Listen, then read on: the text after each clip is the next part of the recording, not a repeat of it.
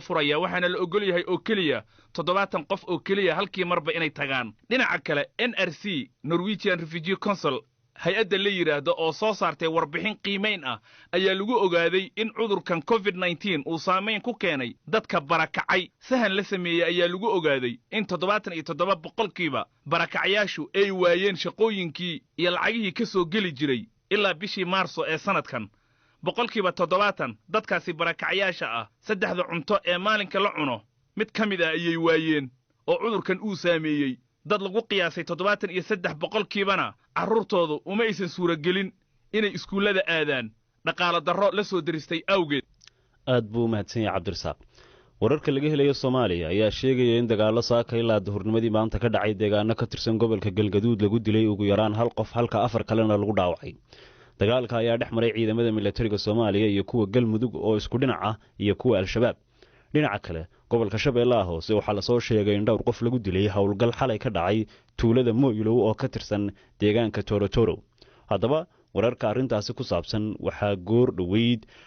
inoo soo diray wariyaha BBC da Muqdisho Ibrahim Maxamed Aadan dagaalka ayaa bilowday kadib markii ciidamo ka tirsan al-shabaab ay saaka weerareen ciidamo ka tirsan kuwa militariga Soomaaliya iyo kuwa Galmudug oo tan iyo shalay howlgal ka waday deegaanka la yiraahdo Mirdugul oo qiyaastii 12 kiiloomitir koonfur uga beegan magaalada Dhuusamareeb dagaal culus ayaa halkaasi ka dhacay markii dambana gaari ay lahaayeen ciidamada dawladda ayaa waxa la sheegay in ay miina kula kacday aagaasi ilaa hadda ma jiro war rasmi ah oo ku aadan tirada dhimashada ama dhaawaca ee dagaalkii saaka aagaasi ka dhacay hayeeshee wasiirka warfaafinta ee maamul goboleedka Soomaaliyeed ee Galmudug Axmed Shire Falagle ayaa goorsii horeysay BBC-da u sheegay in hal askari uu dhintay mid kalena uu dhaawacmay kadib markii miina ay la kacday waxa uu sheegay in ay weli eryanayaan firxadka ciidamadii al-shabaab ee saaka weerar ka soo qaaday dagaal culus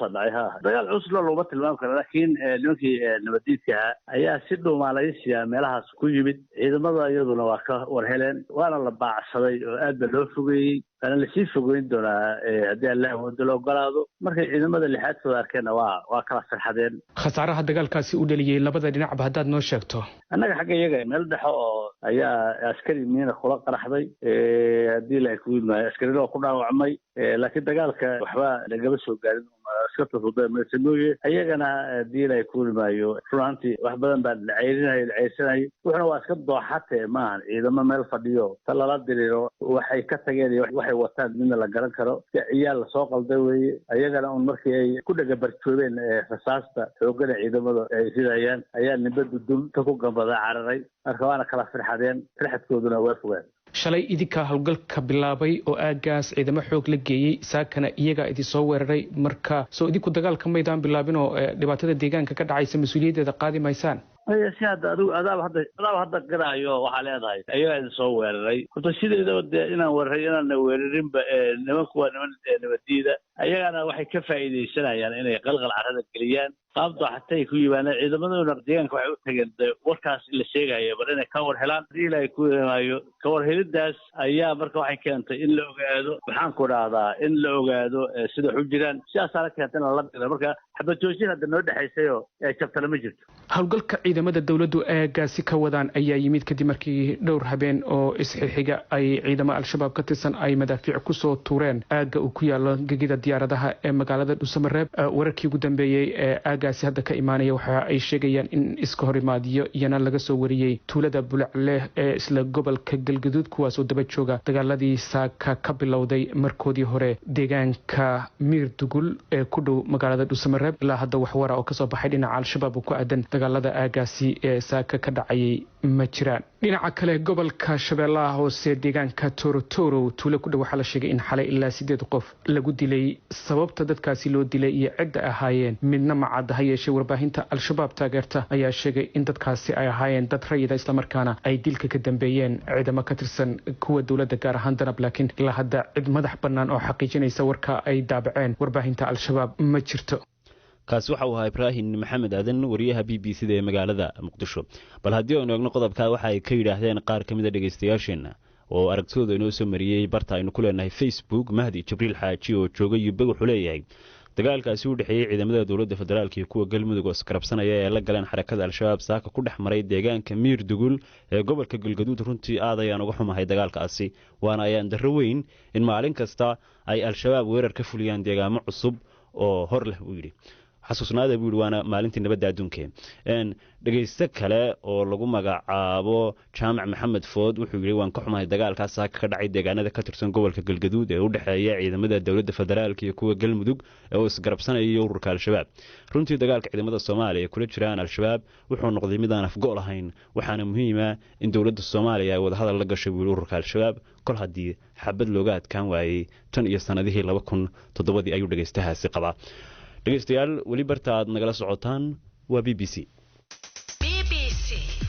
waxaad ka heli kartaa wararkii ugu dambeeyey ee soomaaliya iyo caalamka oo dhan maalin walba haatanna dukumentiyo si qarsoodi ah loo helay oo ku saabsan $2 trilyan oo isweydaarsi lacageed ah ayaa shaaca ka qaaday sida qaar ka mid a bangiyada adduunka ugu caalamisan ay ugu oggolaadeen dembiilayaal waaweyn inay lacag aan sharciyaysnayn isu mariyaan bangiyadaas iyagoo u kala wada dhinacyada adduunka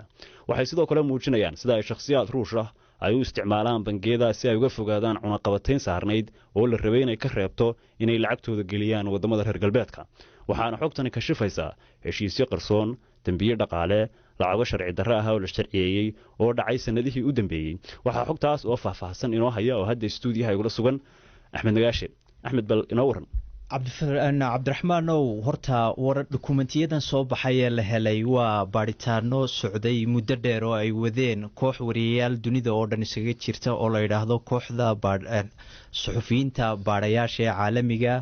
dabeeto waxaan baadhitaankani wuxuu daba socdaa mid beri hore soo baxay oo lagu fashiliyey ay soo baxeen fadeexadaha in madax waaweyn oo dunida ka midii ay lacago dibadaha dhigteen ay dadkooga ka xadeen weliba waad xasuusatayo Panama Papers kuwii la odhan jiray oo kale marka haatan iminka bangiyada ugu waaweyn dunida oo weliba qaar Ingiriisi ay ka mid yihiin oo haatan saamiyadoodii ay hoos u dhaceen ayaa waxa lagu eedeynayaa inay adduun dhan $2 trilyan oo lacago la maydhaamay ah ay u kala qaadayeen dadkii dembiilayaasha ahaa iyo meelihii ay geenayeen ay lacagaha ku soo bedelayeen marka dhibaatada ugu weyni waa taa waxaanay ahayd halka khaladka uu ka dhacay sharci baa jira odhanaya haddii lacagta bangiyada dhex maraysa ay tahay lacag dollara waxa waajiba in xog laga siiyo haddii laga shakiyo lacagtaasi cidda diraysa ama meeshay ku socoto ama siday u socotoba in lagu wargeliyo wasaaradda maaliyadda bankiga dhexaan idhaahda ee Mareykanka qayb ka mida oo la socota dembiyada maaliyadeed oo ay tahay markaa looma gudbiminin baa la leeyahay eedda ugu weyn ee la saaraya bangiyadana waxa weeyaan maadaama ay arkayeen faa'iido badan inay ka helayaan lacagahan inay ka gaabsadeen inay wargeliyaan ciddii dembiyada dabageli lahayd waxaa ka mid a dadka lacagaha loo gudbiyey ee loo fududeeyey inay meelo badan isaga gudubto nin ka mida 10 qof ee ay FBI ku daba joogto ee dembiilayaasha waaweyn ee dunida ayaa ka mid ahaa axmed waxaa la isweydiin karaa dokumentiyada intaa leeg ee gaadhaya 2500 ee la faafiyey ee qarsoonaa cidda imika eedaasi ay dusha ka fuli doontaa waayo cidda eedaasi fuli doontaa waxa ugu badan bangiyada walow ay dhici karto in eed la saaro qaybta la yidhaahdo dabagalka dembiyada maaliyadeed ee bankiga dhexe ka tirsan Mareykanka hase yeeshee iyaga waxaa ilaalinaya oo ay ka dhiganayaan marmarsiyo inaan lagu soo wargelinin bangiyada haatan eedda ugu weyne ay saaran tahay oo lacaga fara badan oo xataa waxa jirta in ay bangiyada qaarkood weliba bankiga Barclays la yidhaahdo ee dalka Ingiriiska laga leeyahay la soo mariyay lacag 1 milyan iyo dheeraad giniga sterlinka oo loogu deeqay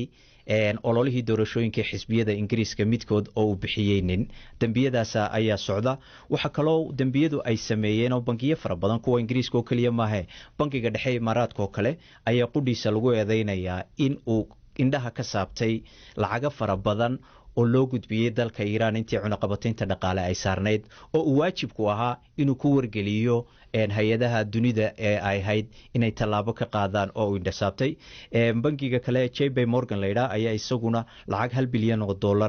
isaguna u meelmariyay ninka aan ku sheegay kamida 10 qof ee dunida la raadinaya dambiilayaasha ahaas sidaas oo ay tahay haatan cid ugu badan waa horena waxa jiray bangiyadan qaarkood in ganaax lacageed oo fara badan Mareykanku u saaray laakiin aad moodo inaanay ka waantoobin ee ay wali wadaan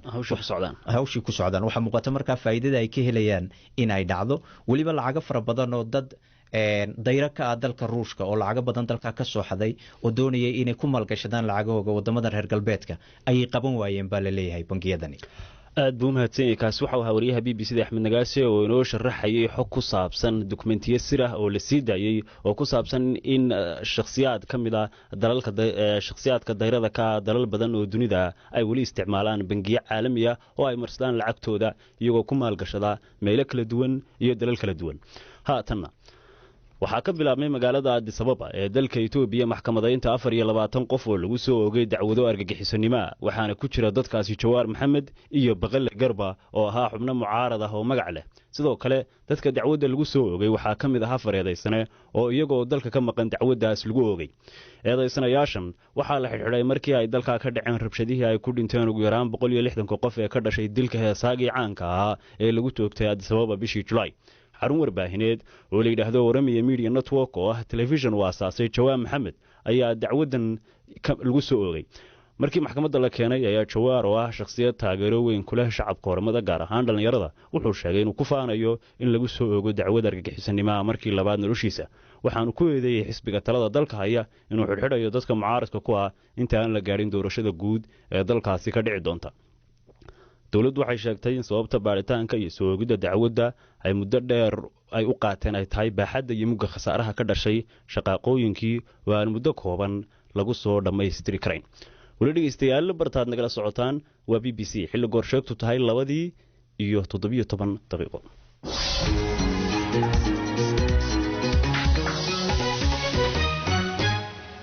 haatanna maanta oo kale sida qaramada midoobay astaysay waxa adduunka laga xusaa maalinta nabadda ee caalamiga balse dalal badan xuskaasi macna badan uguma fadhiyo oo nabaddu ma aha waxay u dabaal degaan ama xusaan waase waxay baadi goobaan. Soomaaliya ayaana ka mid ah dalalkaas.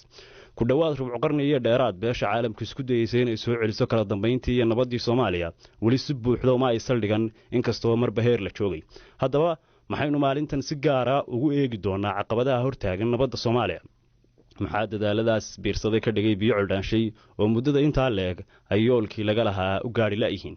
Ismaan Muxyidiin Shaata waa afhayeenka ururada bulshada rayidka Soomaaliya. khadka taleefanka ayuu ugu warramay Fartuun Ismaaciil oo jawaabahaas ayuu itaalkii isku dayaya. maanta kale Soomaaliya runtii waxay ugu dhigan tahay maalin weyn. waxay noogu muuqataa inay tahay maalin aad u muhiim ah oo u baahan nabadda aan doondoono inta badan inaan ka hadalno waxaana ka qabano kana xusno dadkana xasuusino baahida maaragta loo qabo nabadda iyo sidii wax loogu qaban karo. Soomaaliya ee dhibaatada ugu weyn waxay ahayd nabadda. marka maxaa looga meel gaari laayahay nabadda buuxda oo Soomaaliya ka hirgasha? runtii su-aasha su'aal wanaagsan waaye. runtii dadaalka faraha badan ee la geliyo arrimaha amniga lama geliyo arrimaha nabadeed. markaan leeyahay arrimaha nabadeed waxaan ula jeedaa sidii dadkii isku aqbali lahaayeen, is-aaminaadii dib loo soo celin lahaa, wadajirkiina dib loo soo celin lahaa. marka inta badan waxaa xoogga la saaraa amniga oo waxaad moodaa in xoogga la saaro in hay-adihii amniga ka shaqaynayay ay amniga dib u soo celiyaan iyadoo dadku weli ay xanuunkii ay ka qaadeen dagaalada sukey la daala dhacayaan. marka xaaladaas sida keliya loogu bixi karana waa in si toos ah wax loogu qabtaa in dib loo soo celiyo aaminaadii. marka sow lama oran karo waxaa kala duwan sababaha colaadahaasi keenay oo markii hore qabaa'ilka ayaa dagaalamaya haddase urur diimeedyo oo xaalkooda uu kala duwan yahay. mar alla markaad tiraahide urur diimeed ama hogaami kooxeed ama xilligii maxaakiimta lasoo maray ama xilligii qabaa'ilka wax uun dagaalamaya waa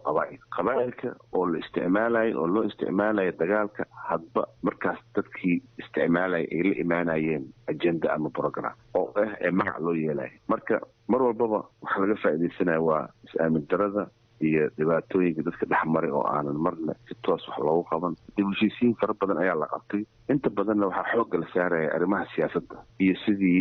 dadku u dhisan lahaayeen maamul iyagoo dhibaato badan isku geystay. waxaad arkaysaa marka inaana dhinaca heshiisiinta bulsho aana wax badan laga qaban. ugu dambeyn maxay tahay kaalinta ururada bulshada ee xal u helidda nabadda Soomaaliya? anaga kaalinta bulshada nabadda Soomaaliya waxay tahay inaan xoog ku saarno in la helo siyaasada uu wadanku yeesho oo xoojinayo arrimaha dib u heshiisiinta iyo nabadeynta. haatanna haddii aynu eegno dhankahay ciyaarihii xalay waxaa la ciyaaray ciyaaro ka tirsan horyaalka ingiriiska Chelsea iyo Liverpool ayaa kulmay waxaana Chelsea loo xambaariyay 2-2 waxaana ka dhaliyay ciyaaryahanka reer Afrika Sadio Mane sidoo kale Tottenham ayaa iyana 5-2 kaga badisay Southampton Newcastle iyo Brighton 3-2 ayay ku kala baxeen bal haatanna aynu dhugano dhanka iyo baafinta maanta waxaa si wada jira stuudiyaha BBC da magaalada Nairobi idinkaga soo tabinaya anigoo ah Faisal Bishaar Aligo iyo Caashe Saciid Xasan. Caashe mahadsanid Aligo. baafinta ugu horeysa maanta waxay naga soo gaartay Faadumo Axmed Jaamac oo joogto laascaanood waxay baafinaysaa Farxiye Axmed Jaamac waxa ugu wardambeysay iyadoo ku sugan Liibi 2010 haddaba haddii ayna maqlayso Faadumo Axmed ama bay jirto cid garanaysa fadlan warkeeda hala gaarsiiyo Farxiye Axmed iyadoo wixii waraa loo sii marin karo xafiiska baafinta bisha cas ee ku leedahay laascaanood. Maxamed Cali Hilowle oo jooga Baraaw waxa uu baafinayaa Darmaan Maxamed Cali waxa ugu wardambeysay isagoo ku sugan dalka Liibiya sanadii 2004 haddaba haddii uu maqlayo Darmaan Maxamed Cali ama ay jirto cid garanayso fadlan warkiisa hala gaarsiiyay Maxamed Cali Hilowle ayadoo wix waraa loo sii marsiin karo xafiiska baafinta bisha cas ay ku leedahay marka. Nuur Cabdi Ducaale oo jooga Boorama waxa uu baafinayaa Jamiil Cabdi Ducaale waxa ugu wardambeysay iyadoo ku sugan Suudaan 2014 haddaba haddii ayna maqlayso Jamiil Cabdi Ducaale ama bay jirto cid garanaysa fadlan warkeeda hala gaarsiiyo Nuur Cabdi Ducaale iyadoo wixii waraa loo sii marin karo xafiiska baafinta bisha cas ay ku leedahay Boorama. Khadiija Cali Xinfir oo joogta Bolo Sheekh waxay baafinaysaa Cali Xinfir Cumar waxa ugu wardambeysay isagoo ku sugan dalka Talyaaniga sanadii 1999 haddaba haddii uu maqlayo Cali Xinfir Cumar ama ay jirto cid garanayso fadlan warkiisa hala gaarsiiyo Khadiija Cali Xinfir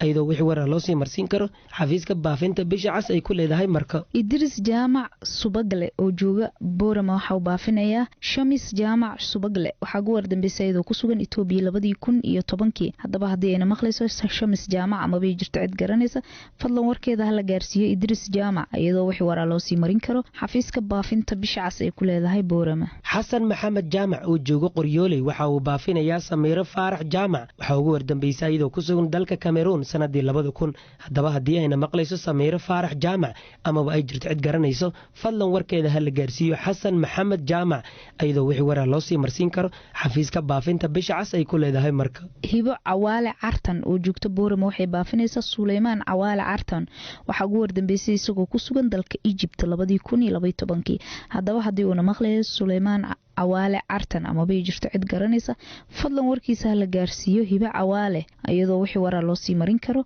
xafiiska baafinta bisha cas ay ku leedahay Boorama. Muxubba Xasan Warsame oo joogta Wallaweyn waxay baafinaysaa Samiiro Axmed Warsame waxa ugu wardambeysay iyadoo ku sugan dalka Sacuudiga sanadii 2000 haddaba haddii ayna maqlayso Samiiro Axmed Warsame ama ay jirto cid garanayso fadlan warkeeda hala gaarsiiyo Muxubba Xasan Warsame iyadoo wixii waraa loo sii marsiin karo xafiiska baafinta bisha cas ay ku leedahay marka ama telefoonka nambarkiisu yahay eber 25 26 eber 6 72 44 99 eber 5. Ibraahim Cilmi Boqorre oo jooga Boorama waxa uu baafinayaa Mustafa Cilmi Boqorre waxa ugu wardambeysay isagoo ku sugan Greega 2014 haddaba haddii uu maqlayo Mustafa Cilmi Boqorre ama bay jirto cid garanaysa fadlan warkiisa hala gaarsiiyo Ibraahim Cilmi ayadoo wixii waraa loo sii marin karo xafiiska baafinta bisha cas ay ku leedahay Boorame. Abuukar Saalim Xasan oo jooga Afgooye waxa uu baafinayaa Ramadaan Abuukar Saalim waxa ugu wardambeysay isagoo ku sugan dalka Kenya sanadii 2000 haddaba haddii uu maqlayo Ramadaan Abuukar Saalim ama ay jirto cid garanayso warkiisa hala gaarsiiyo Abuukar Saalim Xasan ayadoo wixii waraa loo sii marsiin karo xafiiska baafinta bisha cas ay ku leedahay marka. Muuse Faarax Dimbil oo jooga Boorama waxa uu baafinayaa Xabse Aways waxa ugu wardambeysay iyadoo ku sugan Itaaliya 2010 haddaba haddii ayna maqlayso Xabse Aways ama bay jirto cid garanaysa fadlan warkeeda hala gaarsiiyo Muuse Faarax Dimbil ayadoo wixii waraa loo sii marin karo xafiiska baafinta bisha cas ay ku leedahay Boorama. Xaliima Axmed Digaale oo joogta Sablaale waxay baafinaysaa Xasan Axmed Digaale waxa ugu wardambeysay isagoo ku sugan dalka Mareykanka sanadii 2012 haddaba haddii uu maqlayo Xasan Axmed Digaale ama ay jirto cid garanayso fadlan warkiisa la gaarsiiyo Xaliima Axmed Digaale ayadoo wix waraa loo sii marsiin karo xafiiska baafinta bisha cas ay ku leedahay marko ama telefoonka nambarkiisu yahay eber 25 26 eber 7 73 45 eber 9. Shukri Daahir Yunis oo joogta Boorama waxay baafinaysaa Zaynab Axmed bulaale waxaa ugu wardambeysay iyadoo ku sugan yeman 2012 haddaba haddii ayna maqlayso zaynab axmed bulaale amaba ay jirto cid garanaysa fadlan warkeeda la gaarsiiyo shukri daahir iyadoo wixii waraa loo sii marin karo xafiiska baafinta bisha cas ee ku leedahay boorama. ciise maxamed ibraahim oo jooga Wallaweyn waxa uu baafinayaa Maandeeq Ciise Maxamed waxa ugu wardambeysay iyadoo ku sugan dalka Talyaaniga sanadii 1999 haddaba haddii ayna maqlayso Maandeeq Ciise Maxamed amaba ay jirto cid garanayso fadlan warkeeda la gaarsiiyo ciise maxamed ibraahim iyadoo wixii waraa loo sii marsiin karo xafiiska baafinta bisha cas ay ku leedahay marko. sacaada cabdi alaale oo joogta boorama waxay baafinaysaa maryan cabdi dubad waxa ugu wardambeysay iyadoo ku sugan liibiya 2010 haddaba haddii ayna maqlayso maryan cabdi amaba ay jirto cid garanaysa fadlan warkeeda la gaarsiiyo sacaada cabdi